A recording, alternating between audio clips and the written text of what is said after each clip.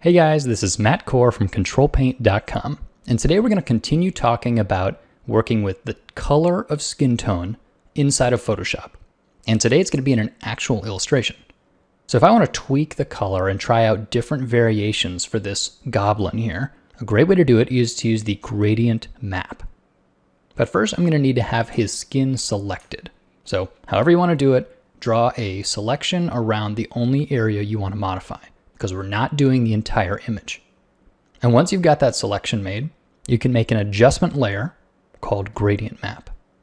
And all of a sudden it's going to change color. And you can see it only modified the skin tone. Perfect. Okay. Since I'm using this as a adjustment layer instead of as a filter, it is interactive. So I can just play around with it now. So if I click here on my little preview, it opens the gradient editor. And at this point, I can choose from any of my gradient presets. So you can see this has a lot of power because of the general principle that skin is going to go through different hues as it goes from light to shadow. Well, that's exactly what this is. Different hues from light to shadow, a gradation. So I've picked this one here because it's got some cool blue shadows and then some warm yellowy skin. But then you can see that the specular glossy highlights on his forehead have a little bit of blueness to them. There's sort of a icy reflective quality. Well, that's because I wanted to reflect some of the cool blue light of the forest. So just like in the previous video, I'm getting these colors from an understanding of how light works. And I might want to even be inspired by some photos from different movies. But when I click OK, I now have remapped this gradient. And that is so awesome because I can hide it and it goes back to the original colors. Once again, because it is an adjustment layer, it allows me to work non-destructively, to be interactive. But if you zoom in here, I've lost a little something. You can see the eyes, for instance, are a little yellowy. They kind of blend in with the rest of the skin. Well, I didn't really want it to be that way. No problem. I can click on the thumbnail for the mask, and then I can switch to black and paint away the areas that I don't want affected.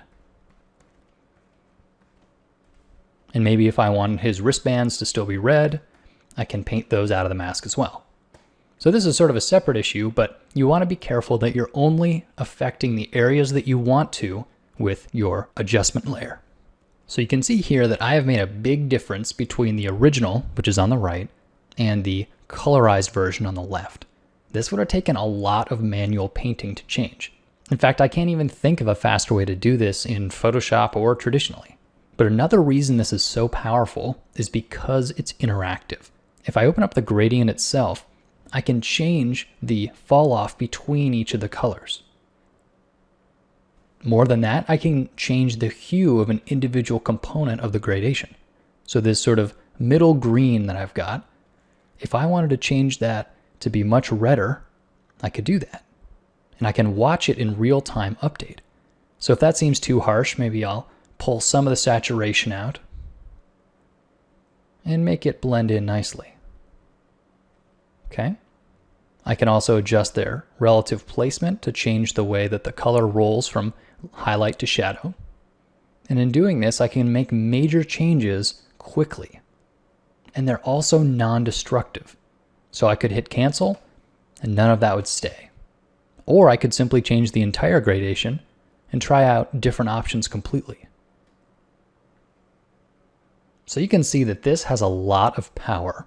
And honestly, it's not even just for skin tone. Selectively using the gradient map feature can allow you to try out different options. Anytime where something has one color in the highlight and another color in the shadow is a great opportunity to try the gradient map. I gotta warn you though, this is not going to be a final illustration. At this point, I'd still want to paint over top of this to really integrate it back into the work. Because ultimately this is a filter. It is totally mechanical. And you're going to want to give it a bit of your own hand. Add in a little bit of life back to it. But to get you 90% of the way there, the gradient map is awesome. So try pulling out some of your old artwork and changing the skin tone on something. Try to either match another painting or to match something from a movie. You're going to learn a lot just by pushing those sliders around. Thanks for coming to Ctrl+Paint, guys.